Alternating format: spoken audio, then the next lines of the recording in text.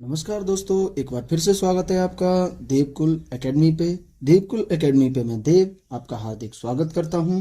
आशा करता हूं आप सभी स्वस्थ जबरदस्त होंगे और अपनी पढ़ाई कंटिन्यू कर रहे होंगे। आज हम लोग शशि सरन द्वारा जो बीपीएससी टीआरई 4 के लिए हिस्ट्री कराई गई है, वो उनके बैच से मैंने पूरी हिस्ट्री कवर की है और पूरी मॉडर्न हिस्ट्री मैं आपको इस क्लास के माध्यम से कवर कराऊंगा।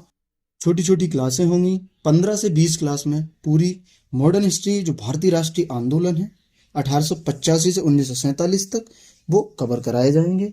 तो बिना किसी देरी के शुरुआत करते हैं आज की क्लास की।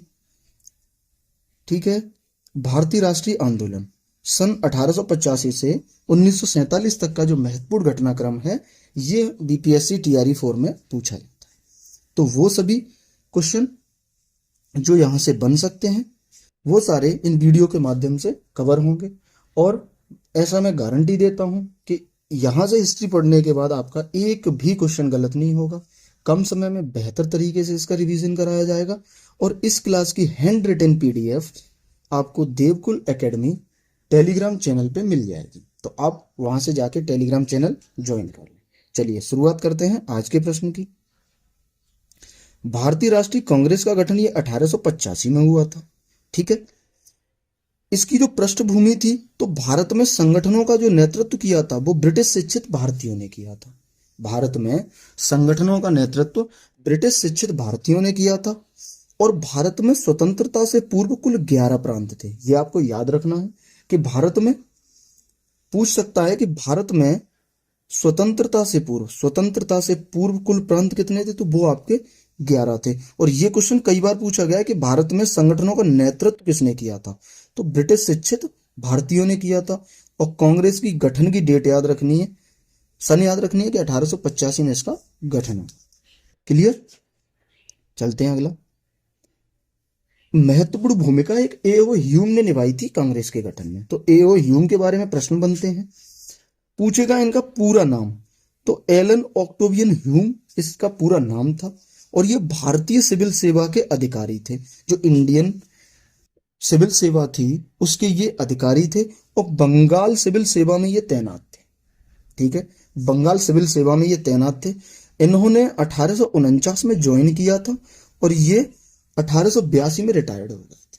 ठीक है, ज्वाइन किया था 1849 में और ये रिटायर हो गए थे 1882 में। और ये स्कॉटलैंड के निवासी थे। ये भी पूछ लेता है कभी कभी कि कहाँ के निवासी थे, तो स्कॉटलैंड के निवासी थे, आपको याद रखने हैं। आगे, हर्मिट ऑफ शिमला की उपाधि एओ ह्यूम को थी। जनता का मित्र भी एओ ह्यूम को कहा जाता था और भारत में पक्षी विज्ञान का जनक भी एओ ह्यूम को कहा जाता था। तो ये तीनों उपाधियां इनके बारे में याद रखनी है, महत्वपूर्ण बन जाती हैं। आइए फिर से दोहराते हैं। हर्मिट ऑफ शिमला की उपाधि एओ ह्यूम। पढ़ते समय बोलते चलना, गूंगे बन के बैठ के नहीं पढ़ना है। पढ़ते समय इसका नोट्स आपको मिल जाएगा, तो नोट्स बनाने की भी आपको कोई टेंशन नहीं है। यही हैंड रिटन नोट्स मैं आपको टेलीग्राम चैनल पे प्रोवाइड कराता रहूंगा हर क्लास का, तो पीडीएफ मिल जाएगी आपको। नोट्स बनाने की कोई प्रॉब्लम ही नहीं है। तो गूंगे बन के नहीं बैठना, बोलते चलना है। ठीक है, हर्मिट ऑफ शिमला की उपाधि एओ ह्यूम। जनता का मित्र किसे कहते हैं, एओ ह्यूम को। और पक्षी विज्ञान का जनक किसे कहते हैं, एओ ह्यूम को। ये चीज आपको याद रखनी है। ठीक है, एक महत्वपूर्ण कोट है जो कई बार पूछा गया है, बहुत महत्वपूर्ण है, कि ब्रिटेन की नीतियों का परिणाम था कि भारत में साहूकार जमींदार हो गए और किसान खेतिहर मजदूर। यह कथन रोमिला थापर का है। ये कईयों बार पूछा गया है, 100% इंपोर्टेंट मैंने लिखा है क्योंकि सर ने लिखाया है कि ये कईयों बार पूछा गया है, तो ये भी आपको याद रखना। क्लियर, आगे चलते हैं। लॉर्ड रिपन भारत के वायसराय, ये 1880 से 84 तक रहे थे। वायसराय का कार्यकाल भी पूछ लेता है, तो ये याद रखना कि 1880 से 1884 तक भारत के वायसराय कौन थे, तो वो थे लॉर्ड रिपन। एओ ह्यूम ने एक रिपोर्ट प्रस्तुत की थी, क्योंकि ब्रिटिश क्राउन ने इन्हें एक जांच करने के लिए कहा था, तो इन्होंने एक रिपोर्ट प्रस्तुत की थी। ये 100% याद रखना कि भारत की जनता में असंतोष व्याप्त और व्यापक है और किसी भी वक्त एक बड़ी क्रांति हो सकती है जो 1857 की क्रांति से कई गुना बड़ी होगी और हमें भारत छोड़ के जाना पड़ेगा। ये ए.ओ. ह्यूम ने अपनी रिपोर्ट में प्रस्तुत किया था। तो इसे आप बार बार दोहराएंगे तो ये दिमाग में हो जाएगा सेट आपके। क्लियर। आगे बात करते हैं भारतीय राष्ट्रीय संघ। ठीक है, तो जो भारतीय राष्ट्रीय संघ की स्थापना है ये आपकी 1884 में। भारतीय राष्ट्रीय संघ की स्थापना 1884 में हुई थी और इसकी बैठक मद्रास में हुई थी 1884 में, जिसमें लोग 27 या 28 शामिल हुए थे। ऑप्शन में दोनों नहीं आएंगे, कोई सा एक आएगा। 27 आए तो 27 सही है, 28 आए तो 28 सही है। क्लियर। तो पहली इसमें लोग कितने शामिल हुए थे? प्रथम जो बैठक हुई थी उसमें 27 लोग, 27 या 28 लोग शामिल हुए थे। और ये हुई कहाँ थी? ये महत्वपूर्ण बनता है, हुई कहाँ थी? तो ये मद्रास में हुई थी, 1884 में हुई थी। ठीक है, यही बात करते हैं ये किसने की? तो इसकी स्थापना ए.ओ. ह्यूम ने की थी। भारतीय राष्ट्रीय संघ की स्थापना की किसने थी? ए.ओ. ह्यूम ने। और ये वही भारतीय राष्ट्रीय संघ है जो बाद में कांग्रेस बनेगा। भारतीय राष्ट्रीय कांग्रेस में इसका नाम परिवर्तन होगा। तो वो कौन करेंगे वो भी हम आगे कवर करेंगे। तो ये की किसने थी? ए.ओ. ह्यूम ने। अच्छा, इसकी दूसरी बैठक की पूछे, दूसरी बैठक तो ये 1885 में हुई थी और इसका पूना में प्रस्तावित थी, लेकिन हैजा बीमारी फैल गई थी पूना में। जब पूना में हैजा की बीमारी फैली तो इस दूसरी बैठक का ना स्थान परिवर्तन किया गया। और स्थान जब परिवर्तन किया गया तो नया स्थान इसका बॉम्बे में था। और बॉम्बे में था कौन सा? तो गोकुलदास तेजपाल संस्कृत महाविद्यालय। ठीक है, दूसरी बैठक प्रस्तावित तो पूना में थी, इसका प्रस्तावित थी ये पूना में, लेकिन हैजा की बीमारी फैलने के कारण इसका हुआ स्थान परिवर्तन। और स्थान परिवर्तन के बाद जो नया स्थान है वो था बॉम्बे। और बॉम्बे में भी संस्कृत महाविद्यालय था जिसका नाम था गोकुलदास तेजपाल संस्कृत महाविद्यालय। अच्छा, दूसरी बैठक में जो लोग शामिल हुए थे वो आपके 72 लोग शामिल हुए थे। दूसरी बैठक में कुल 72 लोग शामिल हुए थे, ये भी आपको याद रखना है। आगे अगला, अब इन 72 लोगों में ना इनका क्रम पूछ लिया जाता है कि कौन से प्रांत से कितने शामिल हुए। तो बॉम्बे प्रांत से इसमें 38 लोग शामिल हुए थे, मद्रास प्रांत से 21 लोग, संयुक्त प्रांत से 7 लोग शामिल हुए थे और पंजाब प्रांत से इसमें 3 लोग और बंगाल प्रांत से भी 3 लोग। तो आपको ऐसे याद रखना है, बॉम्बे प्रांत 38 लोग शामिल हुए, मद्रास प्रांत से 21 और संयुक्त प्रांत से 7, संयुक्त 7। तो ये याद रखना है कि संयुक्त प्रांत 7, ये ट्रिक बनता है संयुक्त 7। तो ऐसे याद रखना है। पंजाब से भी 3, बंगाल से भी 3। तो ये याद ऐसे हो जाएगा कि पंजाब और बंगाल से 3 ही शामिल हुए थे। तो बॉम्बे से 38, मद्रास से 21, संयुक्त से 7, पंजाब प्रांत से 3 और बंगाल प्रांत से भी 3 शामिल हुए थे। एक महत्वपूर्ण बिंदु यह है कि इसमें बिहार से कोई शामिल नहीं हुआ था, बिहार से इसमें कोई शामिल नहीं हुआ था। और इंडियन एसोसिएशन की स्थापना सुरेंद्रनाथ बनर्जी ने की थी और भारतीय राष्ट्रीय संघ की बैठक में भाग नहीं लिया था, क्योंकि जब भारतीय राष्ट्रीय संघ की बैठक हो रही थी तो ये इंडियन एसोसिएशन की स्थापना कर रहे थे, तो ये इसमें शामिल नहीं हो पाए थे। तो इंडियन एसोसिएशन की स्थापना सुरेंद्रनाथ बनर्जी ने की और भारतीय राष्ट्रीय संघ की बैठक में भाग नहीं लिया था। ये दोनों याद रखना, ये महत्वपूर्ण प्रश्न है। ये वाला प्रश्न अति महत्वपूर्ण है, कई बार पूछा गया है कि निम्न में से किसने भारतीय राष्ट्रीय संघ की बैठक में भाग नहीं लिया था? तो वो है आपके सुरेंद्रनाथ बनर्जी जी। और ये भी पूछता है कि इंडियन एसोसिएशन की स्थापना किसने की? तो ये भी सुरेंद्रनाथ बनर्जी ने की। कई बार एग्जाम में ये सवाल बने हैं, इसलिए बहुत महत्वपूर्ण हो जाता है। क्लियर। आप लोग अगर बीपीएससी घटना चक्र का सब्जेक्ट वाइज रिवीजन चाहते हैं तो वो भी मैं आपको करा सकता हूं। तो वो आप इस वीडियो के कमेंट में मुझे बता सकते हैं कि बीपीएससी का घटना चक्र का रिवीजन मैं आपको कराऊं या नहीं। अगर आप चाहते हैं तो मैं वो करा सकता हूं। आगे बात करते हैं हम। इस बैठक में ना टोटल 9 प्रस्ताव पास हुए थे। ठीक है, वो भी हम नजर डाल लेते हैं कि भारतीय लोगों के द्वारा दिए गए कर के पैसों का व्यय की जांच। भारतीय राष्ट्र द्वारा जो कर दिया जाता है लोगों द्वारा, उनके पैसों की जांच की जाए, कहां खर्च हो रहा है ये जांच की जाए। और ब्रिटिश सैनिकों पर व्यय 50% कम, यानी पहले ब्रिटिश सैनिकों पर खर्च ज्यादा करते थे, तो वो कह दिया है कि 50% तक कम कर दिया जाए ब्रिटिश सैनिकों पे खर्च। आगे बर्मा पर अलग से शासन किया जाए, ये भी इस बैठक में कहा गया कि बर्मा पर अलग शासन किया जाए। ये किस में कहा गया? तो भारतीय राष्ट्रीय संघ की दूसरी बैठक में कहा गया था। ठीक है, आगे भारतीयों को बजट बनाने और बहस में शामिल करें, यानी जो बजट तैयार करते हैं उसमें भी भारतीयों को शामिल करो, और जो बहस करते हैं उसमें भी भारतीयों को शामिल किया जाए। इंडियन काउंसिल को भंग किया जाए, ये इंग्लैंड में एक इंडियन काउंसिल संस्था थी, इसे भंग करने की बात कही गई थी। और जो भारतीय सिविल सेवा की परीक्षा है वो लंदन के साथ साथ भारत में भी कराई जाए, ये भी महत्वपूर्ण पॉइंट है कि आईसीएस की जो परीक्षा है वो लंदन के साथ साथ भारत में भी कराई जाए। क्लियर, आगे चलते हैं।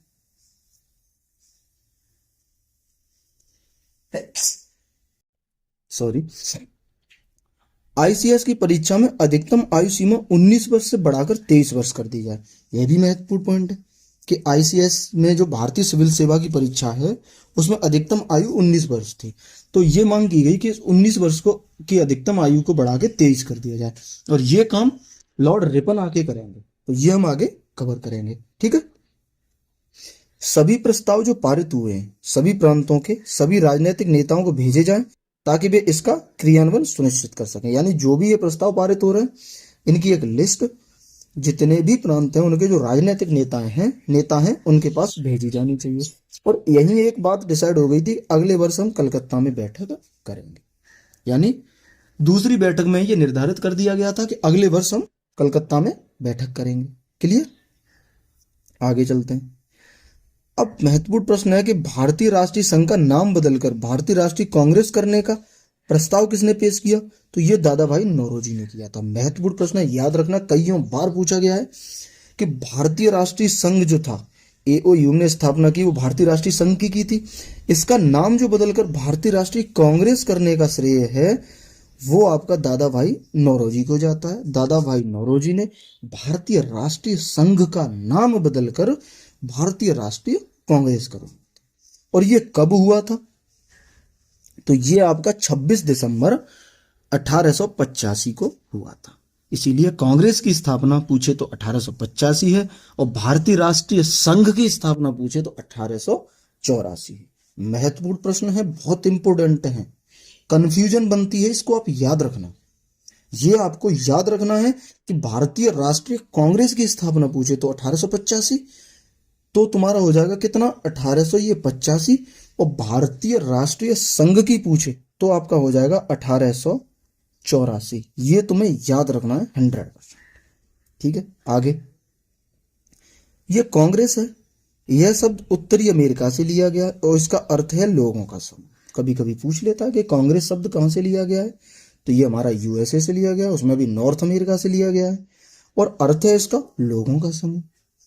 आगे आपसे पूछे कि भारतीय राष्ट्रीय कांग्रेस की स्थापना, तो ये देखो 26 दिसंबर 1885 को हुई, और इसके प्रथम जो अध्यक्ष थे वो व्योमेश चंद्र बैनर्जी थे। WC बैनर्जी भारतीय राष्ट्रीय कांग्रेस के प्रथम अध्यक्ष थे। ये अति महत्वपूर्ण है, प्रथम अध्यक्ष। कई बार पूछते हैं कि भारतीय राष्ट्रीय कांग्रेस का प्रथम अध्यक्ष कौन था, तो वो थे WC बैनर्जी, और इसके सचिव थे एओयू, और ये 1885 से 1906 तक सचिव रहे थे। 21 वर्षों तक ये कांग्रेस के सचिव रहे थे। भारतीय राष्ट्रीय कांग्रेस के सचिव पद पे एओयू 21 वर्षों तक रहे थे, 1885 से 1906 तक। क्लियर, आगे महत्वपूर्ण नेता के बारे में बात करते हैं। महत्वपूर्ण नेता कौन कौन से थे? दादा भाई नौरोजी, दिनसा एडलजी वाचा, व्योमेश चंद्र बैनर्जी, गोपाल कृष्ण गोखले, सुरेंद्रनाथ बैनर्जी, ये महत्वपूर्ण नेता थे। और मदन मोहन मालवीय महत्वपूर्ण नेता थे उस समय। केटी तेलंग थे, सुब्रमण्यम अय्यर थे, सी राजगोपालाचारी थे, और फिरोज शाह मेहता थे। तो महत्वपूर्ण नेता ये 10 आपको याद रखने हैं जो उस समय कांग्रेस के महत्वपूर्ण नेता थे। क्लियर,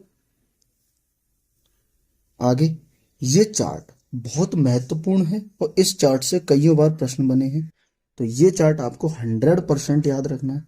वर्ष, कुल सदस्य, मुस्लिम सदस्य, महिला सदस्य और बिहार। मैं तो ये कहूंगा कि ये चार्ट का आप जैसे मैंने बनाया हुआ डिट्टो इसी तरीके से बना के जहां पे बैठ के आप पढ़ते हैं वहां पे चिपका लें, क्योंकि यहां से प्रश्न बनता ही है हर हाल में। तो चलिए, पूछ रहा है कि 1885 में जो कुल सदस्य थे बैठक में वो कितने थे? 72 थे। इसमें 2 मुस्लिम सदस्य थे, महिला सदस्य नहीं थी कोई, ना बिहार से कोई शामिल था। ठीक है, तो यहां से ये प्रश्न पूछ सकता है कि 1885 की बैठक में कुल सदस्य कितने थे? तो 72। पूछ रहे कितनी महिलाएं थी? कोई भी नहीं, बिहार से कोई शामिल नहीं था।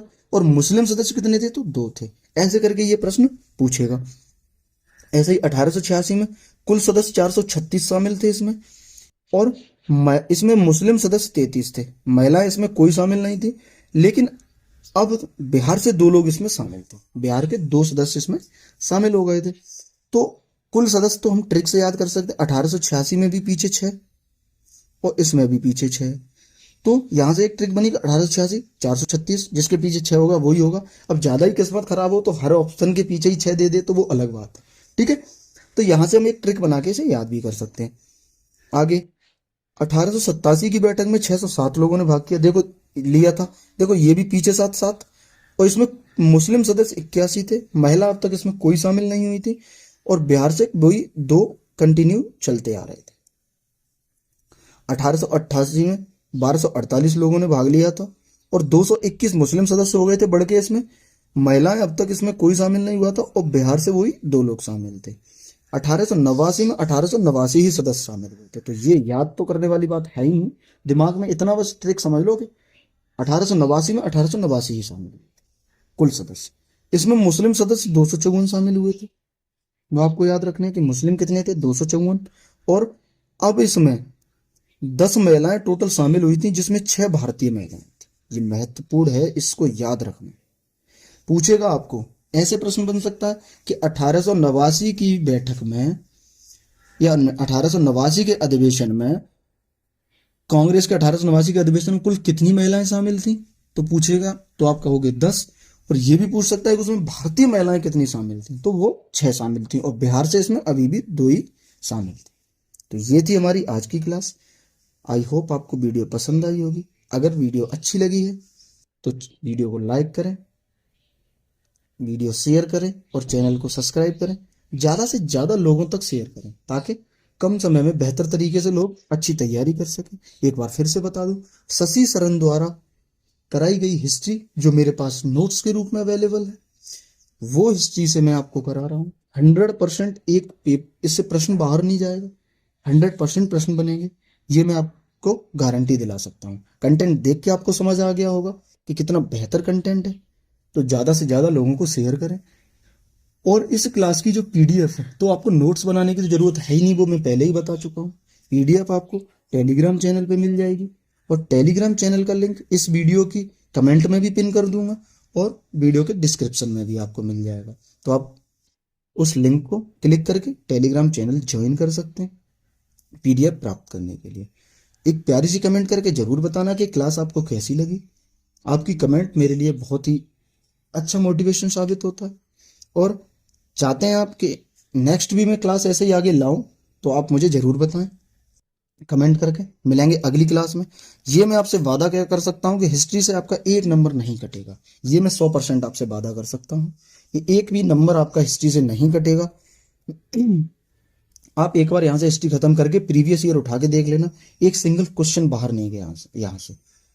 ठीक है, पूरा का पूरा इसी नोट्स से फंसेगा, ये मैं गारंटी दे सकता हूं।